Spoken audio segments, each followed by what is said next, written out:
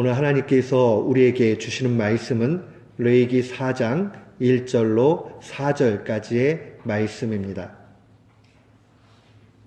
레위기서 4장 1절로 4절 말씀.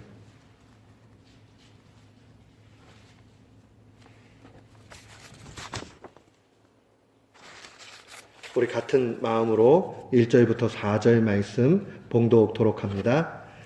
여호와께서 모세에게 일러 가라사대 때 이스라엘 자손에게 고하여 이르라.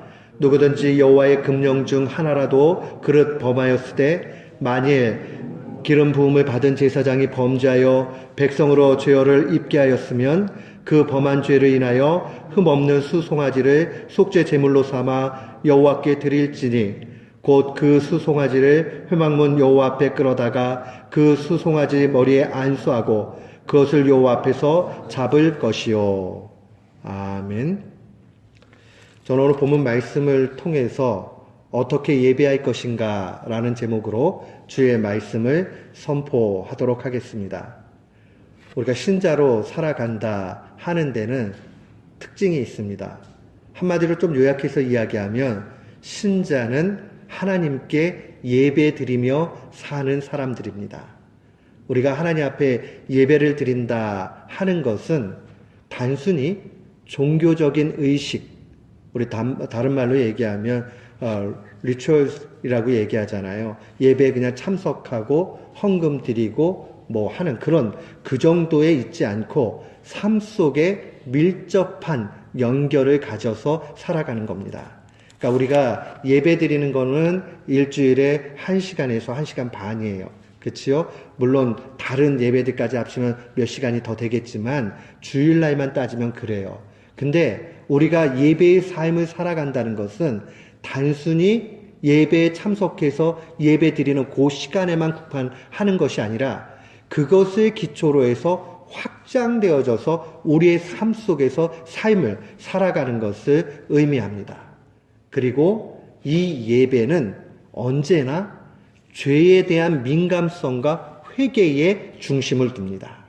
우리가 하나님 앞에 예배 드리면서 죄에 대한 찔림이 있어야 되고 회개가 있어야 되고 이걸 통해서 야 정말 이렇게 살면 안 되겠구나 하는 돌이킴의 모습이 필요합니다.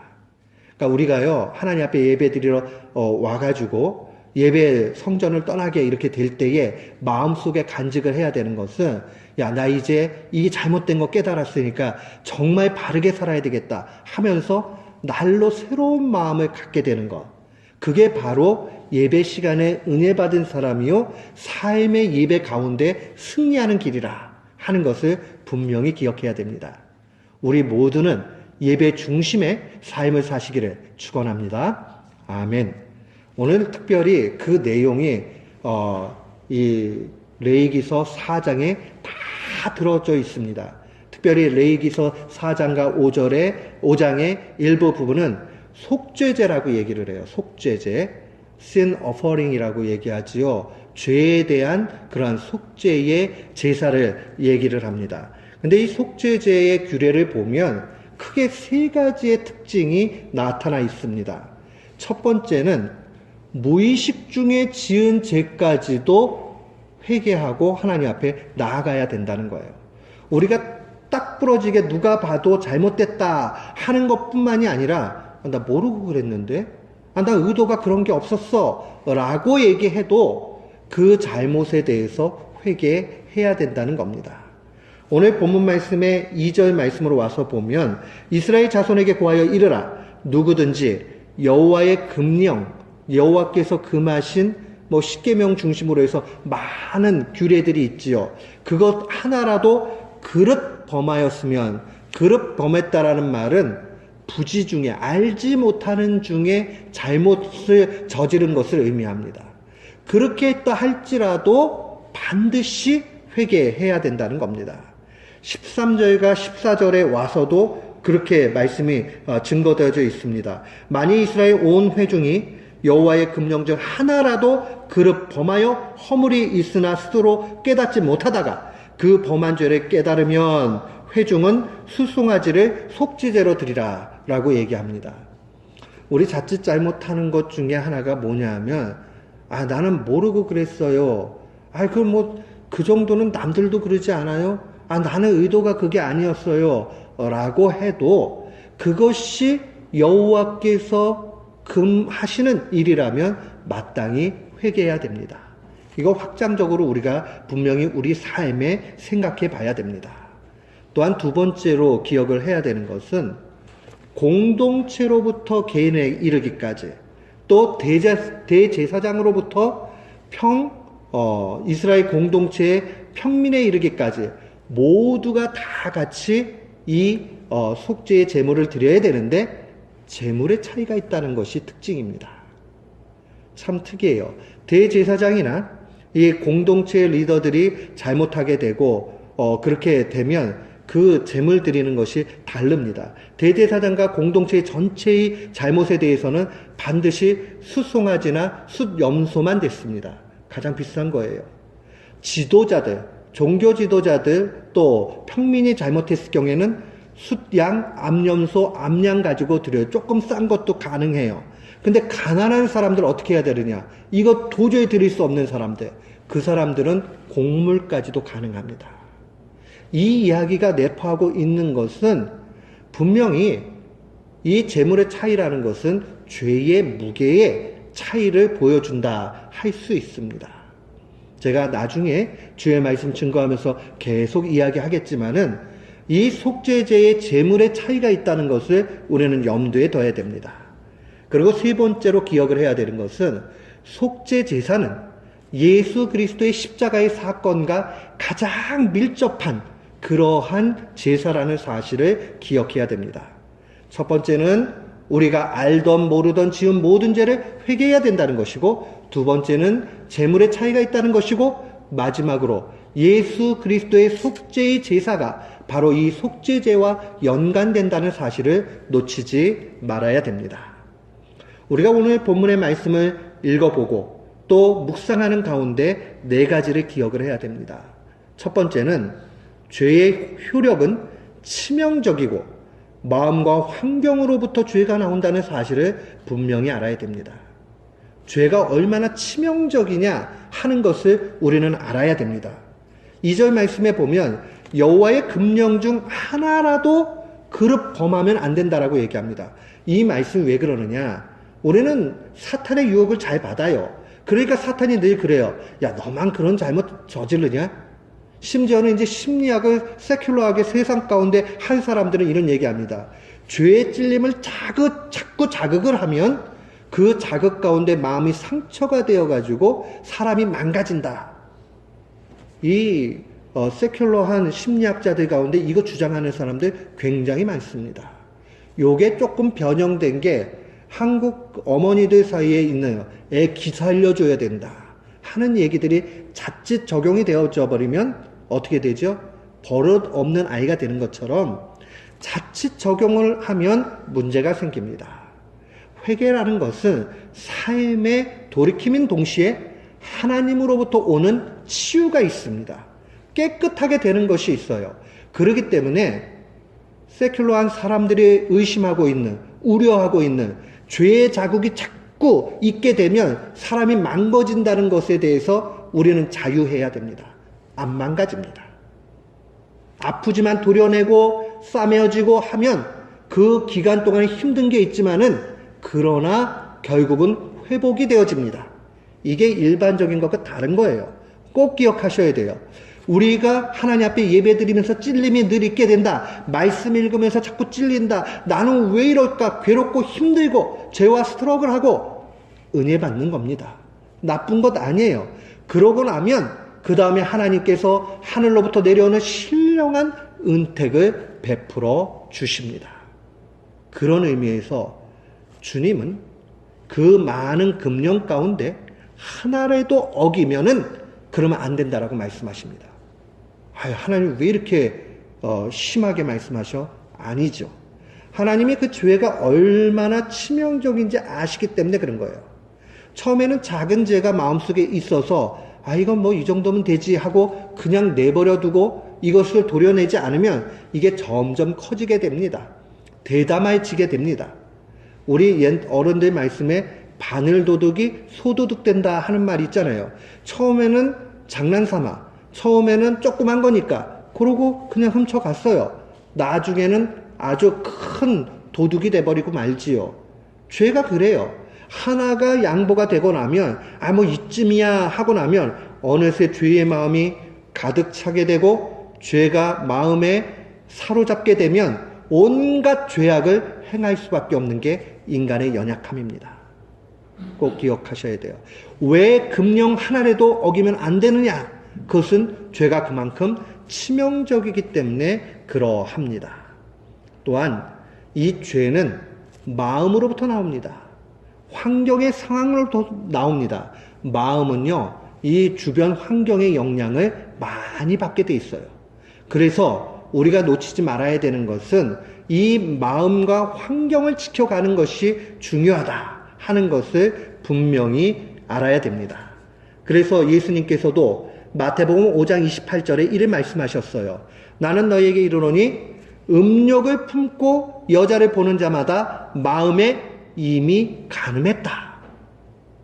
그 순간적으로 본능으로 하나님이 본능적으로 이렇게 만들지 않으셨느냐? 그게 우리의 연약함의 속성이에요.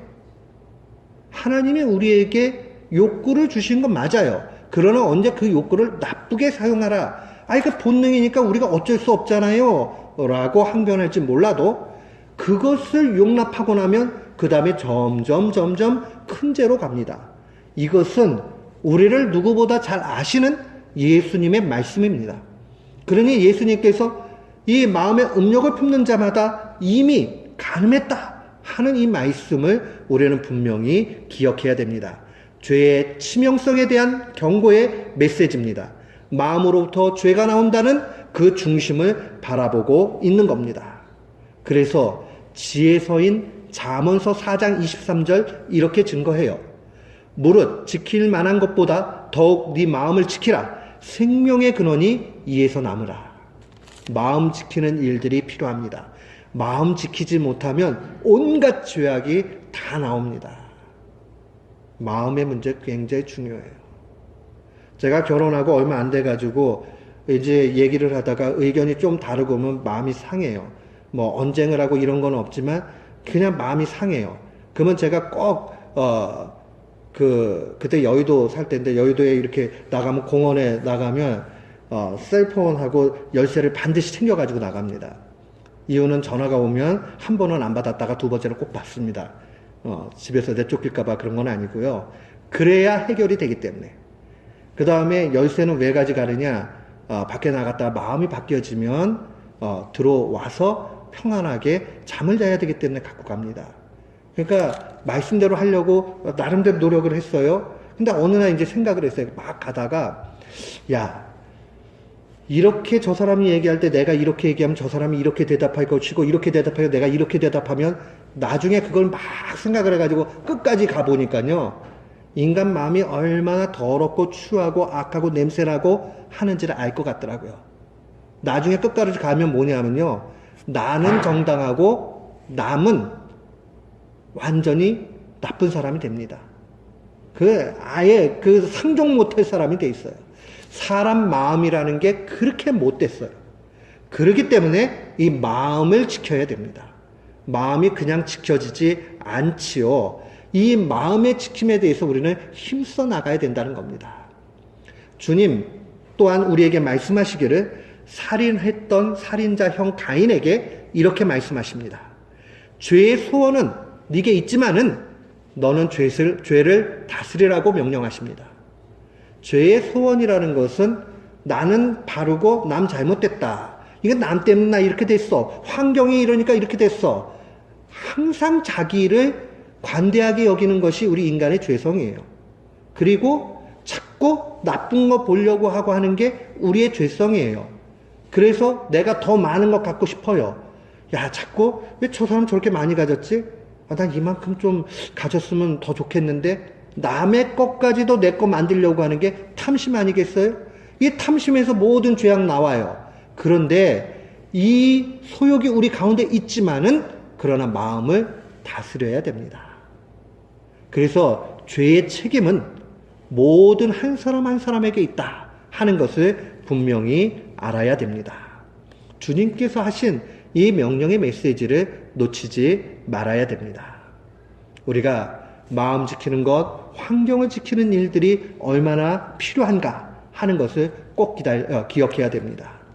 또한 오늘 본문 말씀 속죄제를 묵상하면서 기억을 해야 되는 두 번째는 무엇이냐 하면 외부의 영향력과 또한 책임감이 큰 위치에 있는 사람의 죄악이 더 크다는 겁니다. 교회 안에서 목사 죄가 일반 성도들 죄보다 훨씬 큽니다. 똑같이 죄 잘못 져도 목사 죄가 훨씬 큽니다. 하나님의 말씀이 분명히 내포적으로 보여주는 거예요. 왜 그렇지요? 더 많이 영향력을 끼치기 때문에 그래요. 장로님, 권사님 죄악이 집사님 죄악보다 더 큽니다. 책임감이 더 크기 때문에 그래요. 전도사님 죄악이 학생들 죄악보다 훨씬 큽니다. 그거 알아야 돼요. 가정에서는요. 엄마 아빠의 죄악이 아이들 죄악보다 더 큽니다. 영향력을 더 많이 끼치고 책임을 더 많이 져야 되기 때문에 그러합니다. 드리는 죄물이 차이가 있다는 것은 죄의 무게에 대한 내용들입니다. 더 높은 차원의 죄의 민감성이 분명히 요구됩니다. 목사님도 사람인데 다 그렇지. 그게 은혜 아니에요. 그게 은혜 아닙니다. 우리가 책임감 있게 그 부분에 대해서 나아가야 됩니다. 세상 사람들도 요 정도는 알아요. 우리 사회학의 용어 가운데 러블레스 어블리주라는 말 잘 알죠? 러블레스 어블리주라는 것은 사회적 지위가 높을수록 도덕적인 수준이 더 높아져야 된다 그런 의미잖아요. 그래서 사회적 책임도 더 많이 해야 되고 아주 작은 거에 대해서도 민감해야 되죠. 오늘날은 한국 사회나 미국 사회나 이게 다 많이 무너져 가지고 참 이 얘기하기가 쉽지가 않아요. 옛날 같으면은 개인 사생활이라도 그게 덕이 되지 않으면은 그분이 지도자 될 수 있습니까? 전혀 못 돼요. 옛날 미국 역대 대통령 가운데 그 비서하고 문제 생겨났을 때에 그 얼마나 떠들썩하게 문제가 됩니까? 그 왜 그래요? 사생활이에요. 그럼에도 불구하고 사회 지도자 되려고 그러면 노블레스 오블리주 이거 돼야 된다라고 생각하는 게 있었어요. 그분이 100년 전에 태어났다면 대통령 탄핵됐을 겁니다. 그렇잖아요. 근데 이제는 얼마만큼 돈이 지배하느냐 하니까 이거 다 무너졌어요. 교회도 그래요. 교회도 다 지금 흐트러쳐지고 어려움이 다 돼버렸습니다. 우리가 생각해야 됩니다.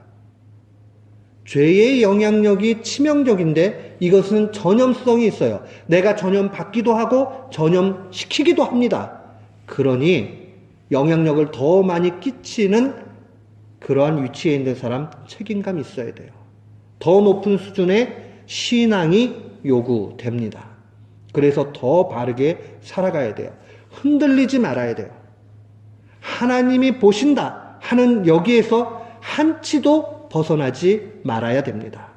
사람 속일 수 있어요. 그러나 하나님 속일 수 없고 사람에 대해서 그냥 내가 아닌 척하고 넘어갈 수 있어요.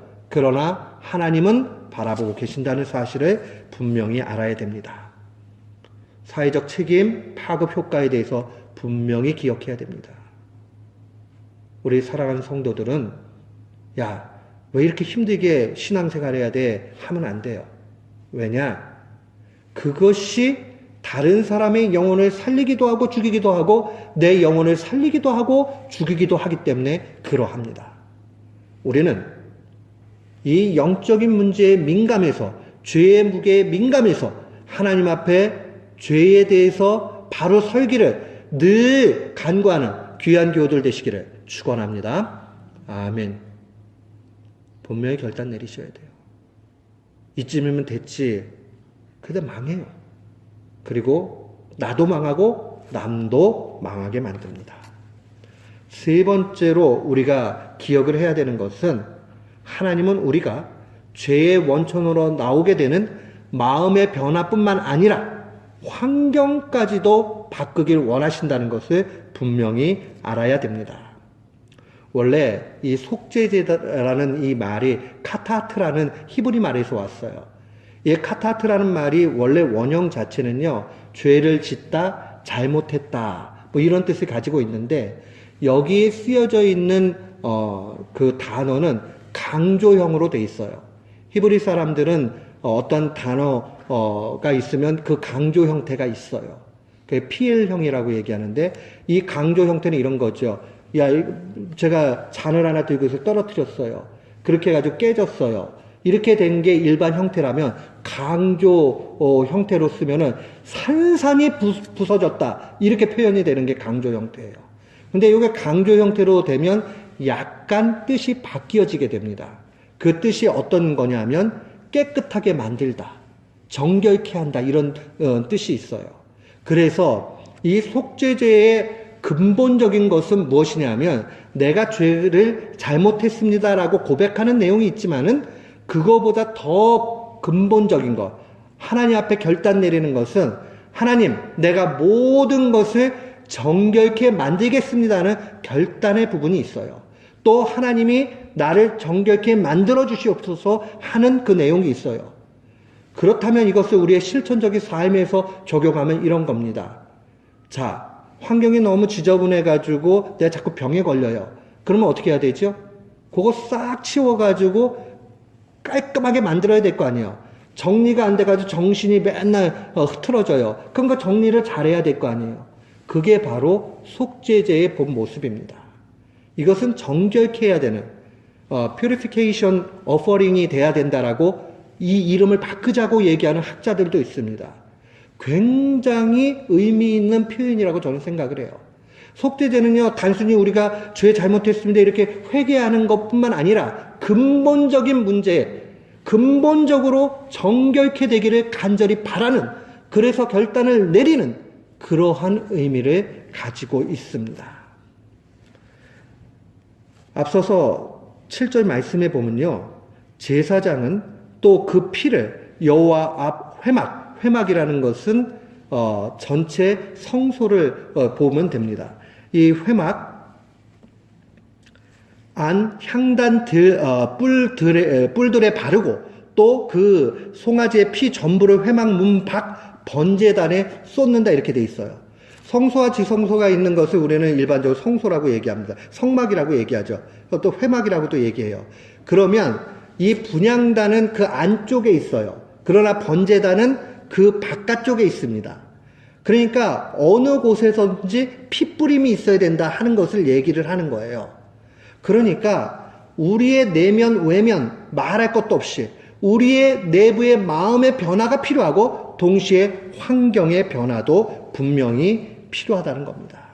이 피를 뿌린다는 것은 정결의식을 의미합니다. 거룩하게 하는 것이 뭐냐 하는 그 문제가 분명히 있습니다. 핏뿌림은 심지어는 성소 안에 있는 향단의 그 거룩한 기물 위에도 뿌려져야 됩니다. 왜요?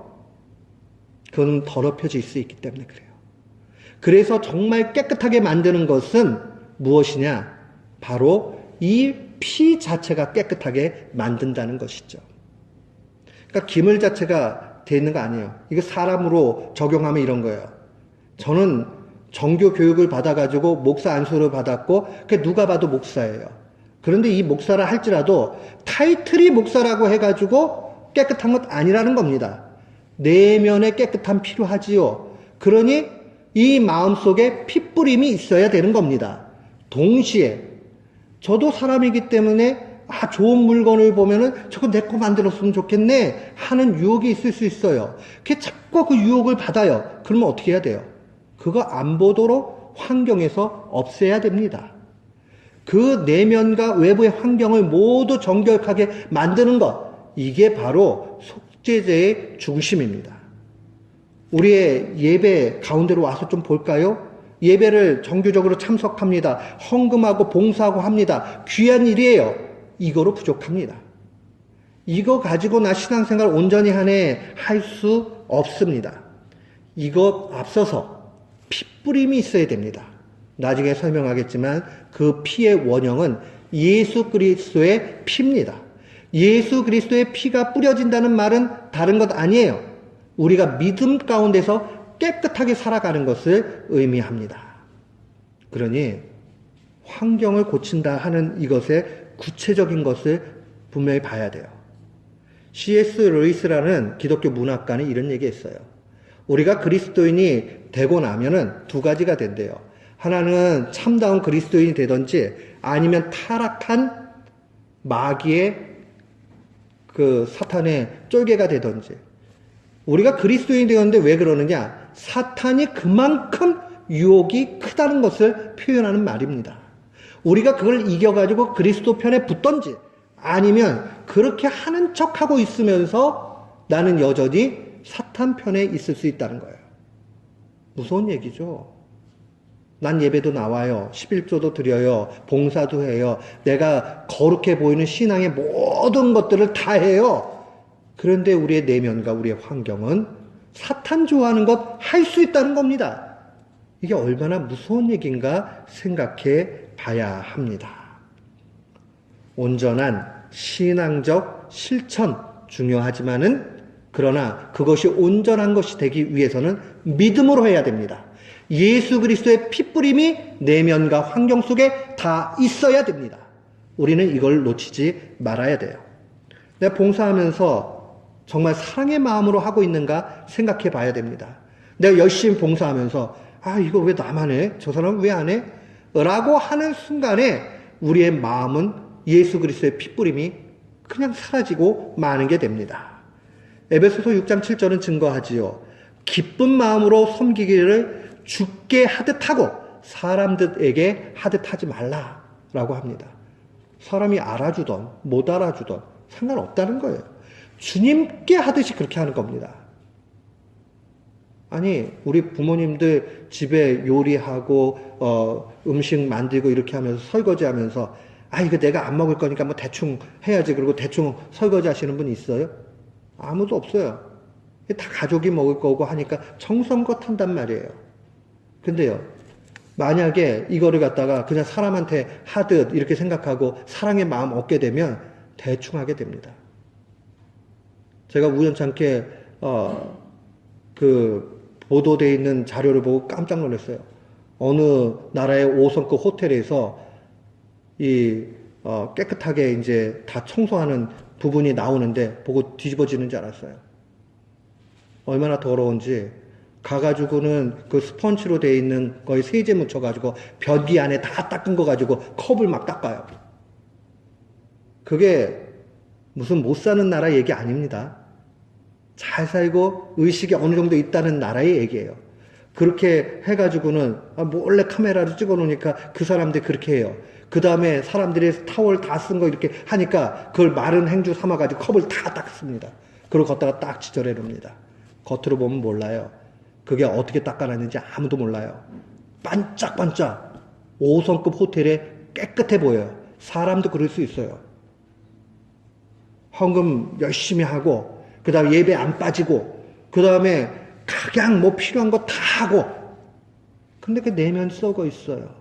그리고 환경이 아주 나쁜 형태로 돼 있어요. 그러면 안 된다는 거예요. 또한 우리가 의무감에 또 뽐내기 위해 또 이거 그냥 남들이 보니까 이런 마음으로 헌금 생활하지 않는가. 헌금 드릴 때도 온전히 드리기를 기도해야 됩니다. 아까운 마음이 있으면 하나님 내가 자꾸 이게 아까운 마음이 드는데 이걸 좀 제하게 해달라고 해가지고 열심히 기도하고 그 다음에 깨끗한 마음에서 헌금 드려야 그래야 돼요. 제가 이거 왜 아는지 압니까? 목회자도 이런 유혹이 올 때가 있어요. 적은 금액을 하나님 앞에 드릴 때는 그때는 쉬워요. 근데 조금 많은 금액을 하나님 앞에 드리려고 할 때는 이거를 갖다가 꼭 11조 명목에 틀어넣어야 되나 말아야 되나 이런 생각이 자꾸 들 수 있어요. 그럼 빨리 회개해야 됩니다. 내가 왜 이런 마음을 가지고 하는가. 또한 내가 기도할 때도 이거 내 유식함을 자랑하기 위해서 하는 거 아닌가, 또 내세우기 위해서 하는 거 아닌가, 이거 잘 생각을 해야 돼요. 목회자가 단에 서가지고 설교하고 할 때 제일 유혹 가운데 하나는 그겁니다. 요거 내가 하나 얻었는데 참 좋아요. 요걸 갖다 하나 뽐내고 싶은 생각이 자꾸 들어요. 얼른 버려야 됩니다. 자꾸 뽐내고 싶고, 나 이만큼 유식해요. 나 이 정도로 준비한 사람이에요. 자꾸 남이 알아주기를 바라고 내가 괜찮은 사람이라고 나타내고 싶으면 과감히 버려야 됩니다. 그리고 그 주에 그거 설교하지 말아야 돼요. 그리고 다 잊혀지고 깨끗해지고 나서 그 다음 하는 것이 옳습니다. 대표 기도하다 보면 대표 기도자들이 그런 우에 빠질 때 있습니다. 야, 내가 유창하게 좀 기도를 해가지고 성도들의 마음을 감동시켜가지고, 기도는 하나님 앞에 드리는 것이지 성도를 감동시키는 것이 아니에요. 그게 감동어리 기도가 되는 것은 성령님이 각 사람의 마음을 역사해 주시면 뭐가 되었던 감동이 되는 거예요. 기도하면서 자기가 하고 싶은 얘기를 막 하고 가르치는 거. 하나님 앞에 기도하는데 하나님을 가르쳐요. 하나님 이거 모르죠? 이러면서 가르치는 기도를. 나 이만큼 똑똑하다 자꾸 그 자랑거리 되는 거예요. 그러면 안 된다는 겁니다. 말씀을 인도할 때도 마찬가지고 설교할 때도 마찬가지도 언제나 그래요. 설교하면서도 그런 유혹이 빠질 때 있어요. 자기한테 해야 되고 자기가 은혜를 받아야 되고 그래야 돼야 되는데, 요거 자꾸 저 사람이 들어야 되는데, 그러면 그 본문 하지 말아야 됩니다. 왜냐하면 그것이 나도 죽이고 남도 죽이는 일이 되기 때문입니다. 핏부림의 일은 환경에도 있다라고 얘기했습니다.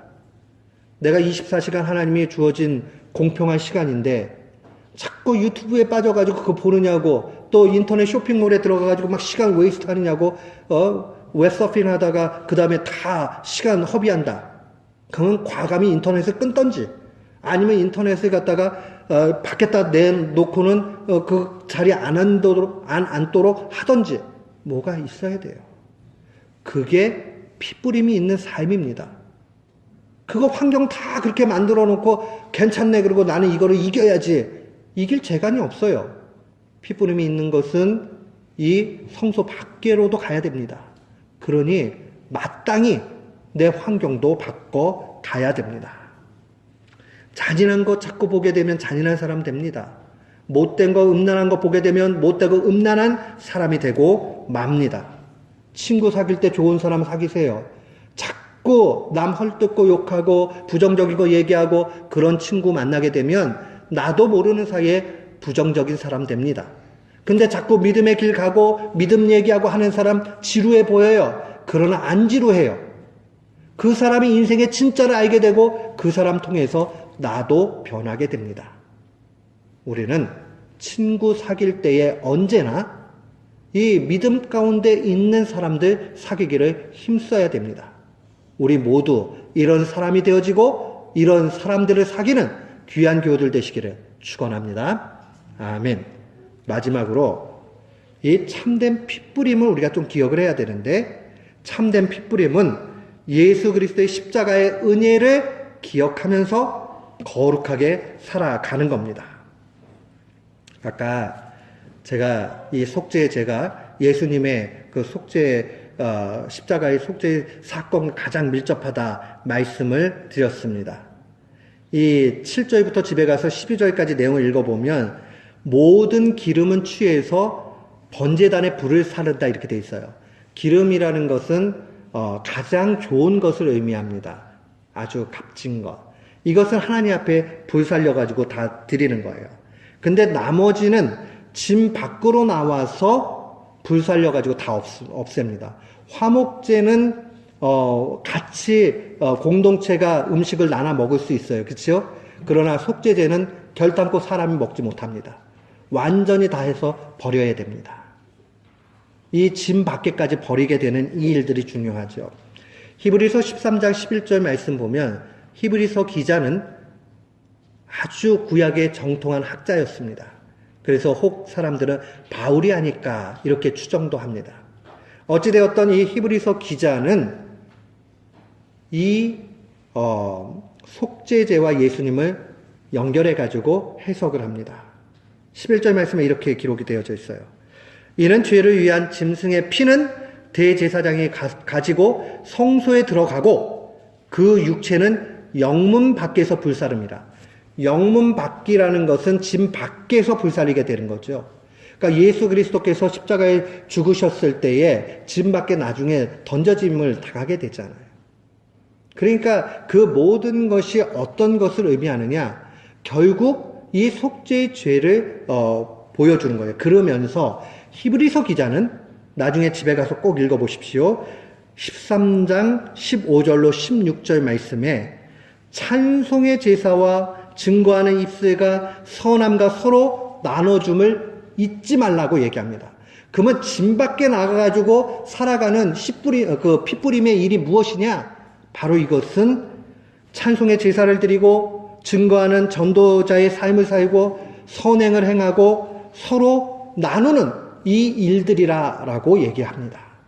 그러니까 속죄제를 드리는 사람은 삶 속의 열매로 반드시 나타납니다. 거룩하게 나타납니다. 이거 놓치지 말아야 됩니다. 우리가 한국교회가 참 은혜를 많이 받았는데 갱신되어야 될 한 부분이 있다면 많이 잘 모이고 예배를 뜨겁게 드리고 하는 것만큼 우리가 짐 밖으로 나가서 살아가게 될 때 우리의 일상의 삶 가운데서 예수 그리스도의 핏부림, 믿음의 삶이 있어야 됩니다. 그 믿음의 삶에 중요한 것은 하나님 앞에 찬송의 제사를 드리고 또한 증거하는 입술이 되고 또한 선함으로 나아가고 선행을 행하고 또한 우리가 서로 나눠주는 일들에 힘쓰는 성도가 되는 겁니다. 이 사실을 마음에 간직하면서 우리의 삶 속에도 열매 있는 귀한 교우들 되시기를 주님의 이름으로 축원합니다. 아멘.